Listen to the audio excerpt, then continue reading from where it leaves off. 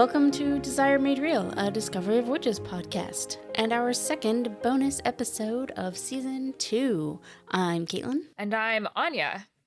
For this bonus episode, the two of us are going to just talk general about the final 5 episodes of the season, with perhaps a bit of a focus on Anya's oeuvre. I just wanted to follow up a little bit on the question you asked last episode, because I was talking about the concept of incomplete penetrance, basically where you can have a dominant gene, but not have that gene be expressed. So basically a way of getting something that acts like a carrier status, but when the gene itself is considered to be dominant, right? Because vampires, since they don't reproduce by mixing their genes with another vampire, they reproduce asexually. So, when Matthew made Marcus, all of Marcus's vampire DNA would have to come directly from Matthew. Right. There's no mixing the way there is like when humans or witches reproduce. So how do you get carriers when you don't have 2 copies of a gene and a chance for a recessive version of a gene to be hidden? So, and it basically turns out my kind of guesses were pretty correct. So there's 3, I would say, like big categories for reasons why you might expect incomplete penetrance for a dominant gene or a gene in an asexual system where there's only 1 copy. And so the first, which is one that I mentioned last time, is the influence of the environment. So, things like temperature, nutrition, stress levels, those kind of things can affect the way that traits get expressed in people. The second category is influences of the person's characteristics. So things like age or sex, like the hormonal status, could change how different traits are expressed. So for instance, some things are expressed more often in men than in women because the different hormones, or some things only get expressed in older people, but not in younger people. And then the third big category is the influence of other genes besides the main gene that you're focused on. So in this case, again, because vampires reproduce asexually, it would have to be something about the human genes, right? Like if Marcus has all of the same vampire DNA that Matthew does, there's no chance, for like different genes from a second parent to come in and have an impact. So it would, but in theory, it could be something in their human DNA. So like an interaction between vampire DNA and human DNA that could somehow affect like how much of a protein is made or what that protein interacts with in the body. So in theory, there are ways for blood rage to skip generations, even though with vampire genetics being asexual, it's not recessive in the way that we usually think of carriers. So I'm really excited to see what happens in season 3. Because you keep telling me that like we do get answers about blood rage, and so I'm excited to find out what those answers are. Yes, it is very difficult for me not to want to delve into this conversation, but you haven't read book 3 or seen season 3 yet or anything like that. So I'll just hold on to that desire for now. We'll make it real next season. Yeah. And then the one other thing that I wanted to mention from like a research perspective was something that you and Mandy talked about in one of the other podcast episodes. You were asking basically about how sex scenes are filmed and thinking about, like how awkward and weird that might be for the actors because, they're pretending to have sex with each other in front of a crowd of people. Yep. And so there is actually a specific job for dealing with that. It's called an intimacy director or an intimacy coordinator. And I think it's fairly new, but it's being adopted pretty widely in Hollywood now, I think, especially in light of the Me Too movement. Right. And so I'm not sure how widespread it is in, the UK. I first found out about this job based on the TV show Sex Education, which is set in the UK and has mostly British people, but it's produced for Netflix. So I don't know, like, all of the production history of that. But Right. I've heard about it through Bridgerton, which is also set in the UK and filmed there and for Netflix. So okay. So at least Netflix is doing good at hiring intimacy coordinators. Yeah. For their or stuffs. the UK is. Or yeah. So the intimacy director for Sex Education is Ida O'Brien, and I think she was like pretty formative in developing the guidelines for, you know, how you can plan and film sex scenes in a way that like really protects all of the actors involved and makes it as comfortable an experience for them as it can be. And on her website, she has a set of guidelines that she's come up with for, you know, best practices for how to film sex scenes. And so if listeners are interested, they can definitely check that out. Okay, so speaking of sex, I had a question for you. Okay. So when in the fight scene between Matthew and Philippe, Yes. When you know, afterwards, I think Matthew tells Diana, "This is why we can never be truly mated." Mm-hmm. And what did you think he meant by that? So I can see your note here, so I know what you're heading towards, because your note here says losing control versus passing it on to their children. And yeah. as far as the show is concerned, Matthew and Diana don't know they can have children. I see. That's right. So losing control. So he's just worried about like sexy times being so exciting. Oh, I don't think it even has to do with sexy times. Or necessarily. I see. Right. Okay, no. Now I'm remembering he goes into it later when they're in Bohemia. And the issue is that he doesn't want to be mated to her because he's worried about being able to control himself if someone threatens her. Yeah. Or if somebody maybe even just sort of flirts with her. I see. Or if she, you know, wants to live her life, because he does want her to do that, but he's not sure if he'd be able to let her. I see. So he is worried about his own possessiveness. Yes. I guess. I find that really interesting in the context of all of the other kind of like vampire shows and stories, right? Because I feel like, again, Twilight is really the only one I'm familiar with, but when you do have vampire boyfriends acting in like super possessive, jealous ways, it is usually portrayed as romantic and not as something that they have self-awareness of. Yeah. So I think it is really cool that they give Matthew that self-awareness. Mm-hmm. And the show is acknowledging that, like, yeah, it's kind of romantic, but it also is like pretty not good. Yeah. I sort of tried to bring this up when Mandy and I were recording about episode 7.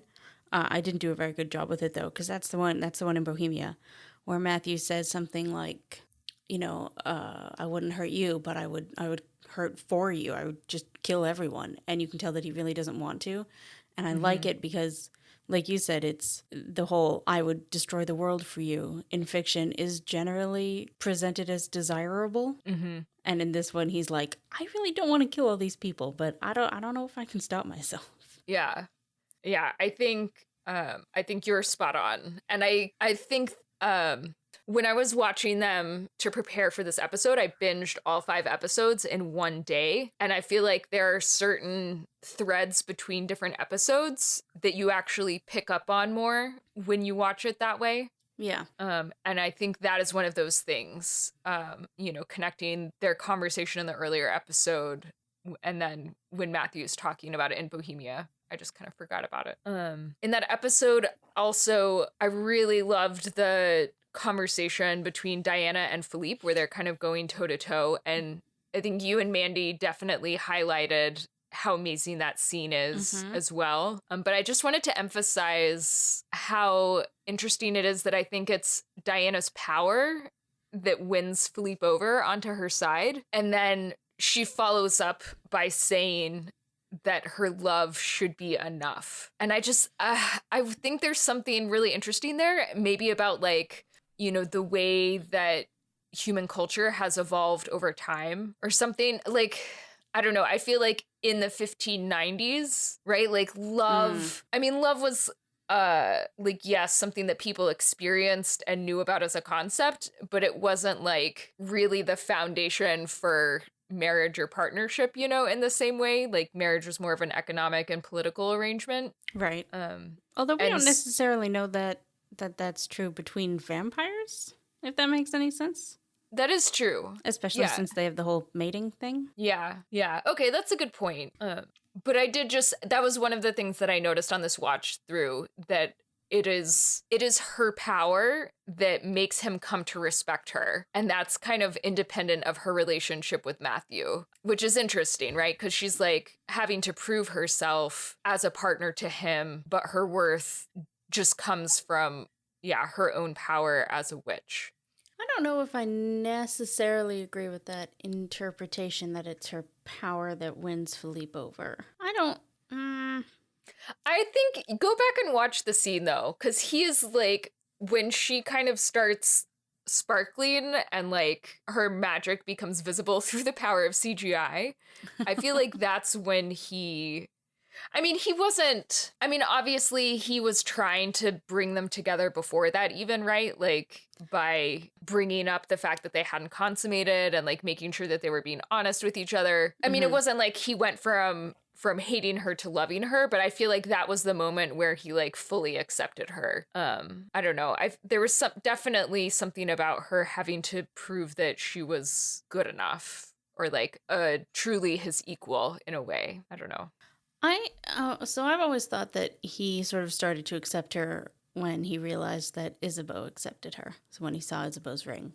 And then the power thing, it's hard to say just because I have the two conflicting interactions with Philippe in my head of the show versus the book. I think that that's more when he realizes who and what Diana and Matthew are. I see. He like understands. I mean, that's just my interpretation. If you think differently, then I mean, we never actually have Philippe, write this out for us. So if you feel differently about it, then that's 100% correct, Yeah. Well, I like your interpretation better. I feel like I was being, I don't know, like I was kind of interpreting what I felt like the scene was trying to say, but I also like didn't really love it, Right. And so I was kind of like trying to justify it, I guess, after the fact, by being like, well, maybe he's a product of his time. But I think I like your version better. So maybe I'll just go with that one.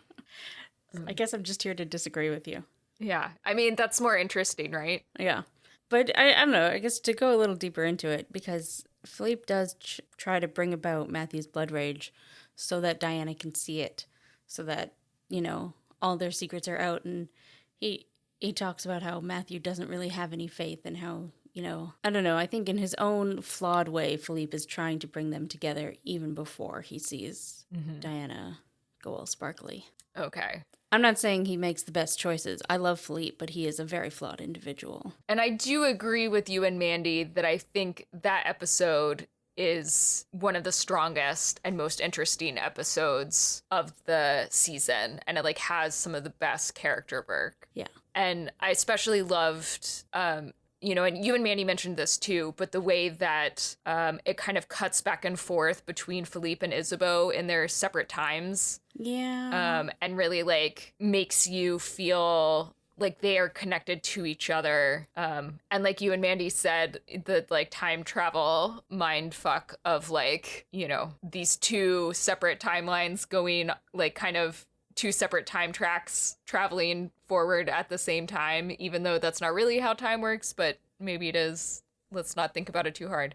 I was curious though, what you thought about Philippe's mention of the afterlife in his letter to Isabeau, because I feel like, the vampire lore in this universe is just very different than I think it is in a lot of other, like fictional universes. I mean, obviously, even before Philippe mentioned the afterlife, like we knew that Matthew was very Catholic, right? Whereas like in a lot of vampire shows and books, vampires are, unholy, right? They're associated with like the devil, and, in Buffy, right? Like vampires don't have souls.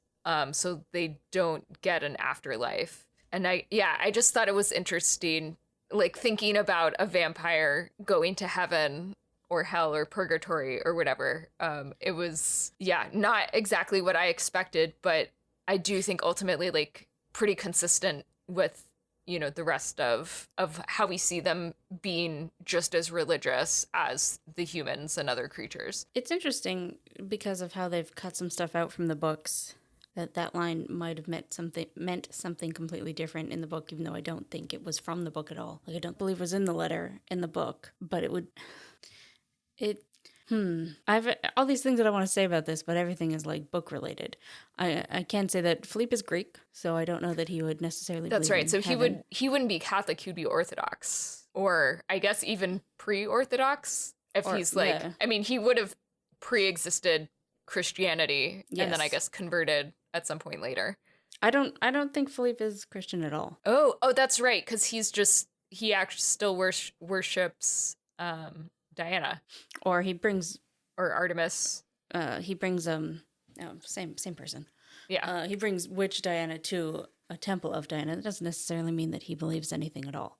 I don't know that we get a definite answer about Philippe's belief in the divine. He's definitely not Christian, though, I would say, because he kind of, I wouldn't say looks down on Matthew, but doesn't really get why Matthew is so Catholic. And has no qualms about sending him into Protestant England to play religious politics. Yeah. That does make more sense now that I'm thinking about it. If he is himself not super religious and sees all of the different flavors of Christianity as just like frivolous whatever that got invented after he was born, Yeah, because he's like 3,500 years old or something like that, so... Yeah. He's been around a while. He's seen it all.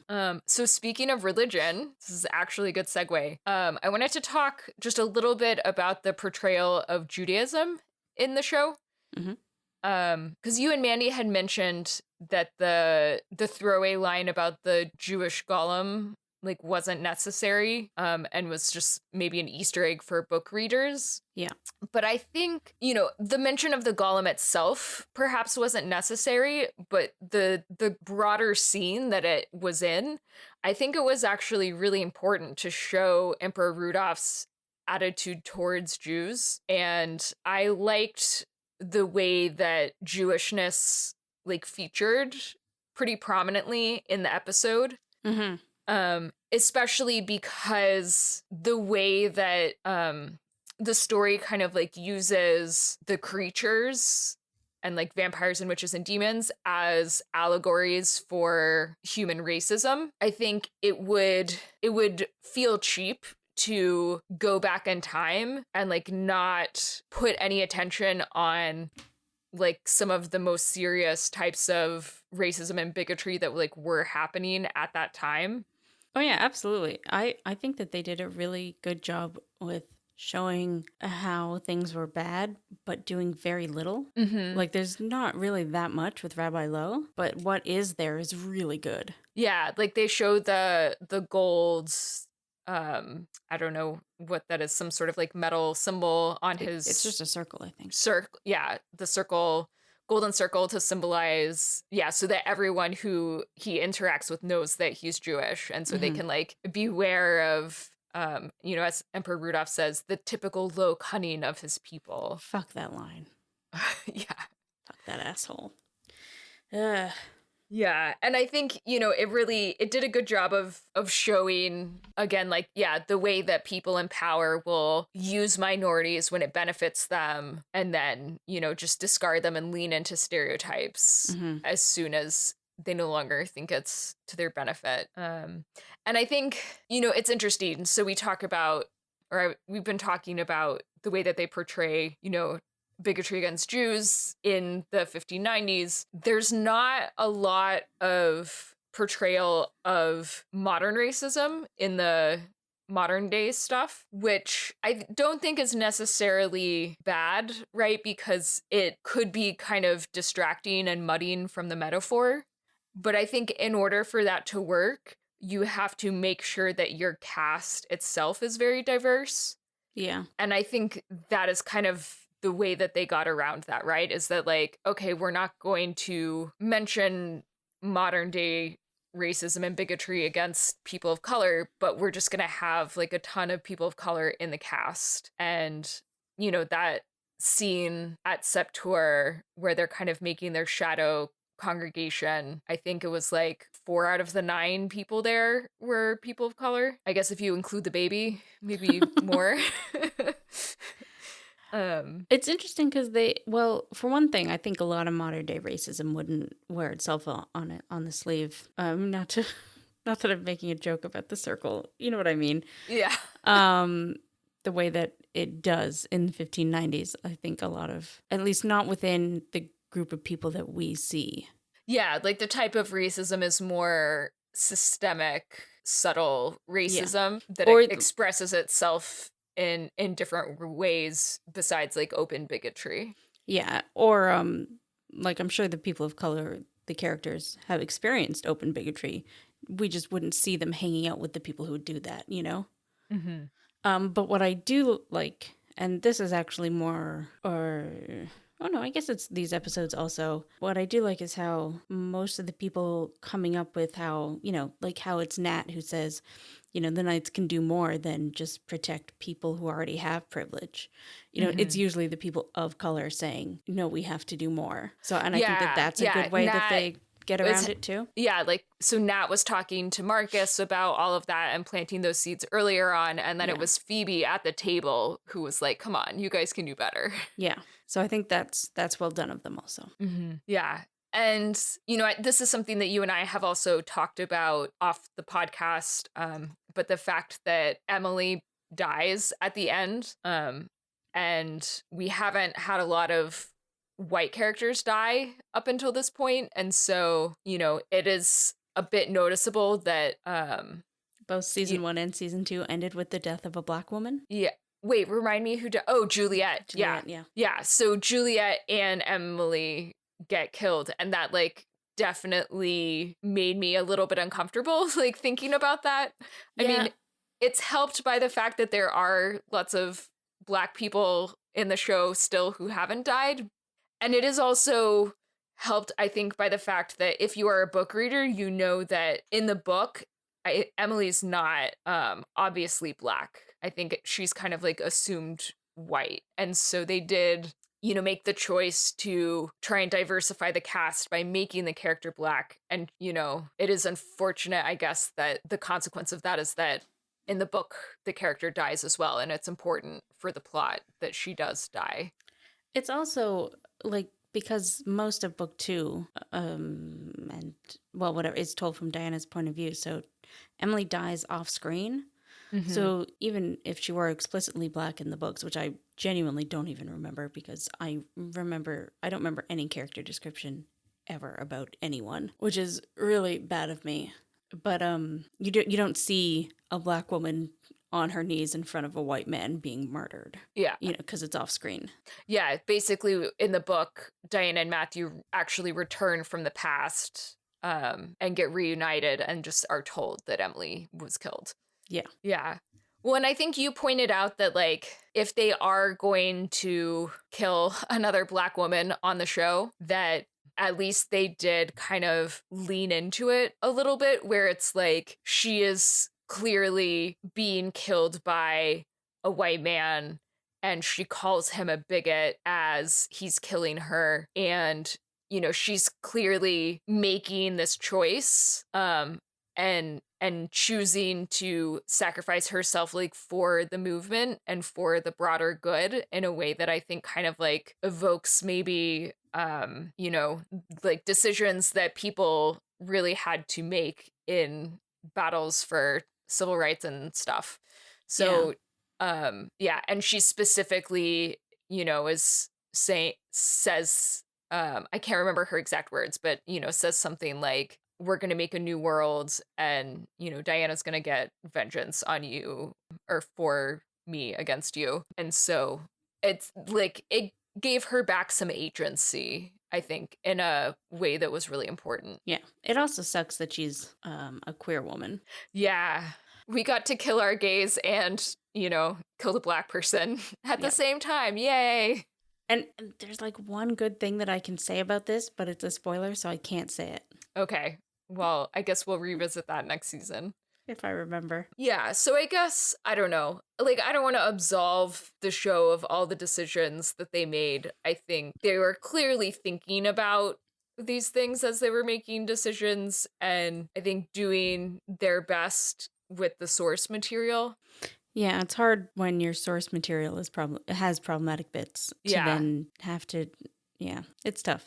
And when you're like trying to diversify the cast in ways where it's like, okay, is it better to, knowing that this character is going to die, is it better to not diversify this role? Or do we want to like give a job to a Black woman actor and like have her get the chance to play this really interesting part? So yeah, and I'm glad they did, because Valerie Pettiford was fabulous in that role. Yeah, I she's love so her good. a lot. And while we're on the topic of kind of like issues of representation and metaphors, I'm curious what you think about the idea of blood rage as potentially a metaphor for disability, because I don't know, like it comes up to me, I think, in the context of eugenics, right? Where, Right.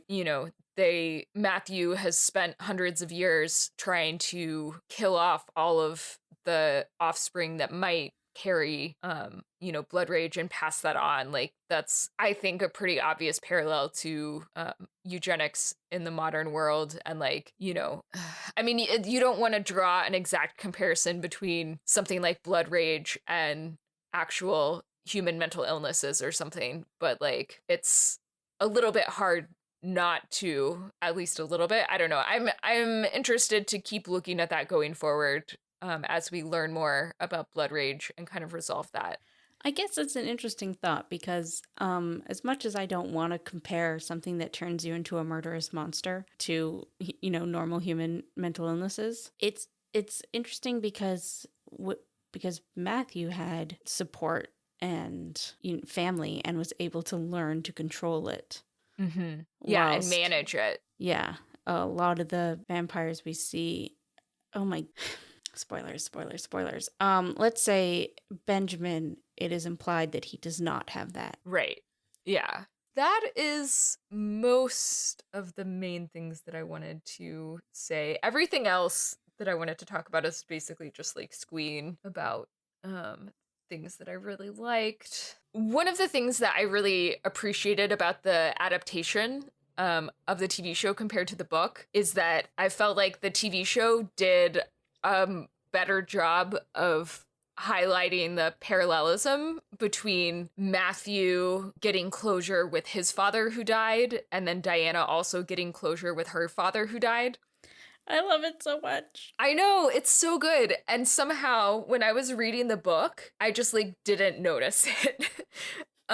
It was like something about, how they were just like spaced out through time, or I was just like super into the plot reading it for the first time. It like didn't really stand out to me. And then when I was watching through the TV show for the first season, I think there's that conversation that Diana and Matthew have after her father leaves and before they're heading back, that just like ties a nice bow on it in a way that like brings it to your attention, but doesn't really make it feel, like you're being beat over the head with the symbolism either, or the parallelism. But yeah, it's nice that they, they both got to go back in time, solve their daddy issues, and then come back into the present, with the closure related to, how they feel about family and relate to their own family. I'm honestly surprised that they don't talk about it more, because it makes their whole, like, on top of everything else that happens, it makes their whole trip to the past feel like it was always going to happen, like it was fate, Yeah. So I'm surprised that like Matthew and Diana don't talk about it more, but like meta-wise, I'm sure that's just because Diana didn't want to write that, Deborah Harkness didn't want to write that. Yeah. And it is unfortunate. I like hate to talk about performances that I don't really like on podcasts, because you never know like who's going to be listening, but I feel like Diana's dad was probably the weakest performance, in a way where like it just sometimes I felt like I was watching a TV show more when I was watching him. I don't know. I felt like he wasn't quite at the same level as everyone else in the cast, unfortunately. I didn't really notice, but maybe, when they hired him, they would have tested him for, the 2 lines that he had and the intense looks that he had in season 1. But maybe, time period isn't his, or a period drama isn't his strong point in acting. Yeah, I don't know. Just like his delivery on that, well. I was like, so I mean, okay, but I think in defense of that actor, I think he also had some of the worst writing. That line, the well, I'm pretty sure is his only line that is kept directly from the book. It's so bad. It's just so bad. That is something that he says in the book at that point. So I don't know. But everything else that he says is different, I'm pretty sure. So I'm not sure why they decided to keep that one line. Yeah, the one line that is like a terrible comic book cliche or whatever. And yeah, the rest of his dialogue is also like not great compared to the writing for the other characters. But okay, let's talk about things that I do love. I think one of my favorite moments is after Diana spits fire at Matthew and then they like have sex or whatever and are just hanging out in the chair when Gallowglass walks back into the house and just like looks at the door and the wall and it's just completely silent, just like them looking at each other. Like amazing acting and so funny and understated. I really enjoy the maturity that you just expressed in have sex or whatever. Yeah. And I have to say, I have enjoyed Gallowglass a lot more on my second time through. I think we get less Gallowglass in the TV show than we did in the book. Oh, yeah.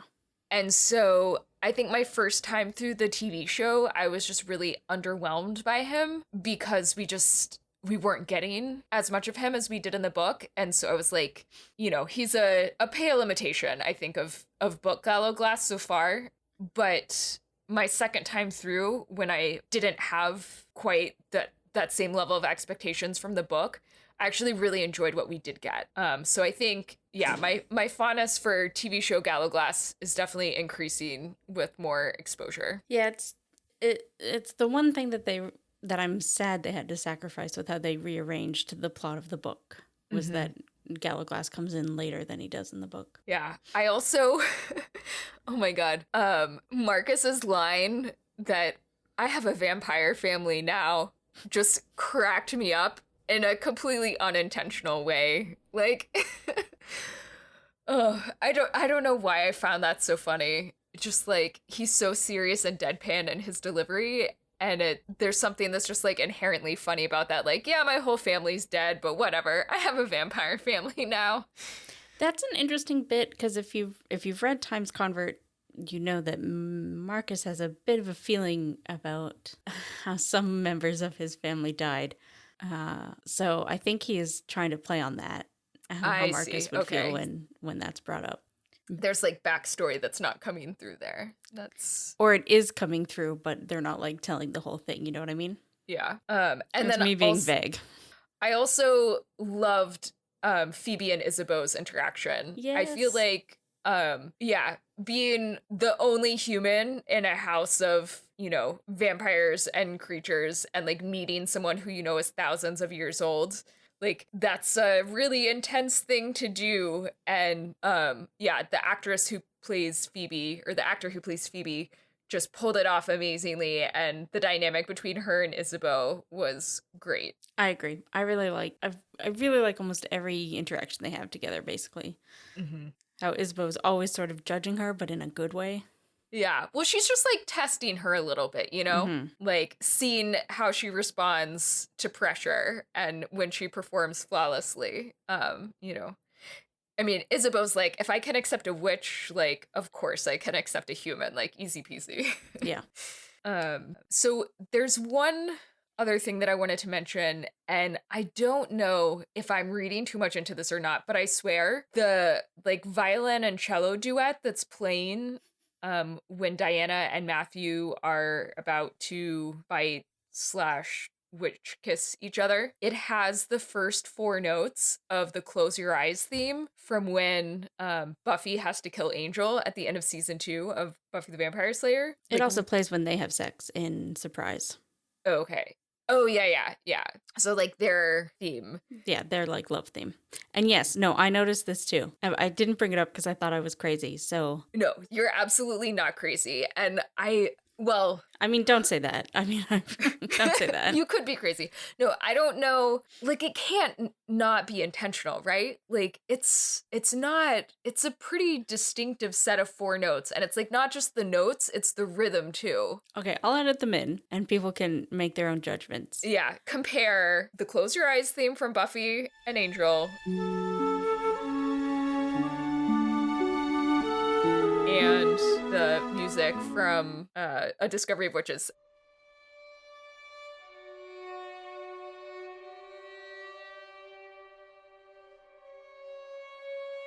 I have never wanted to ask a TV producer person a question as much as I want to find that composer and be like, did you do this on purpose? Or is this just a crazy coincidence? Are you a fan of Christoph Beck? Or... Yeah. I can't think of his name, and it's going to bother me now. Give me one sec. Rob Lane. Is that other? So Buffy was a team composer? No, sorry. Christoph Beck was Bucky. Christoph Beck was Buffy. Rob Lane is Discovery of Witches. I see. Yeah. And then I guess my final note is just that I think it's really interesting the way that the final episode ends with Diana going to Hubbard and asking him to look after Jack and becoming a part of his flock, right? Because one of the big themes of this whole season has been Diana and Matthew sharing all of their secrets and becoming completely honest with each other, and, you know, letting each other into every single facet of each other's lives.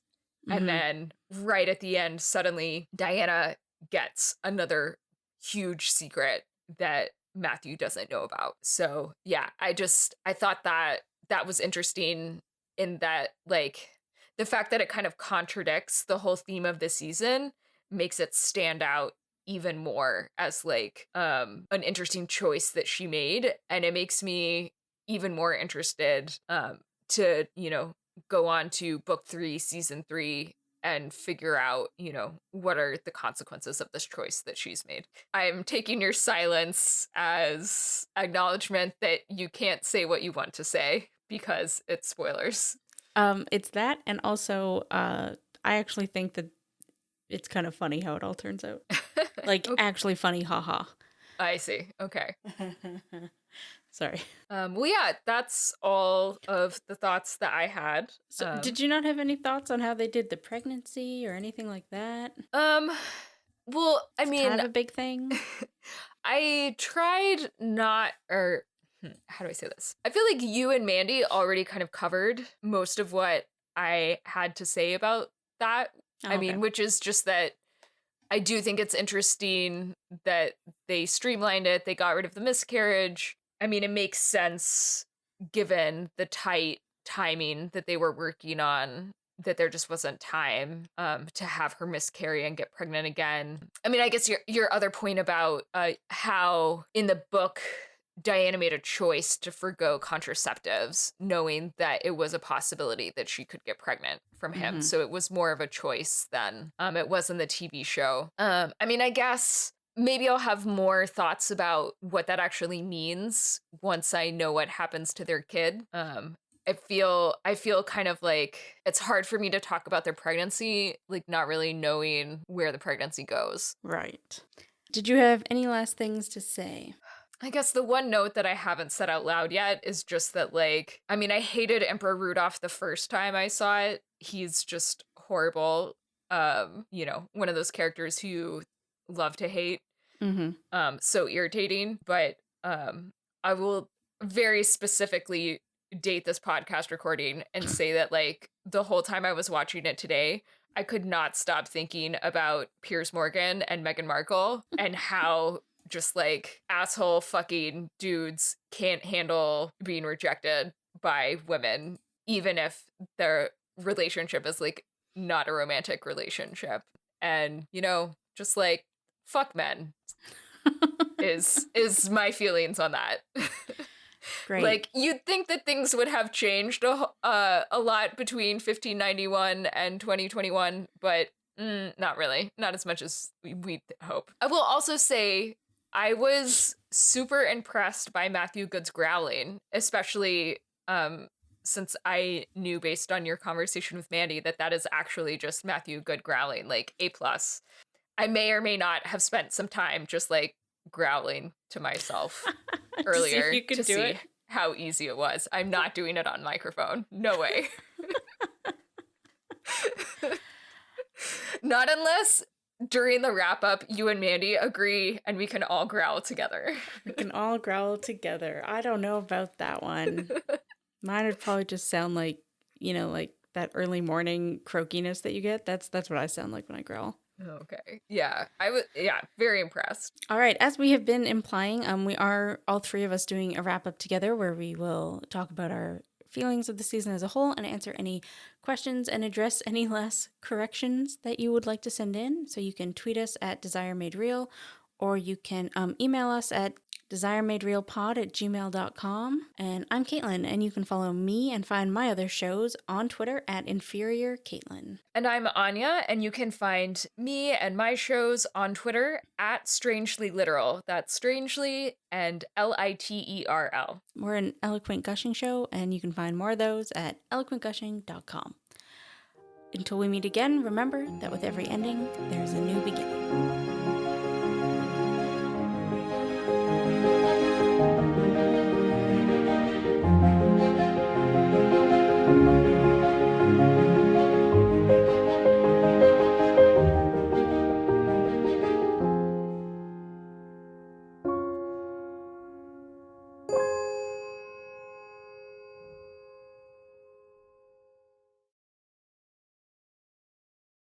So one of the things that Oh my god, I noticed this too. Sorry. Wait, which one? What? Which one? Oh, the close your eyes theme. Yeah, okay. But you and Mandy didn't talk about it. No, because I thought I was just crazy. No, you're not crazy. Oh. But I'll do that. I'm going to talk about dads first, and then I'll go back and do that. Okay.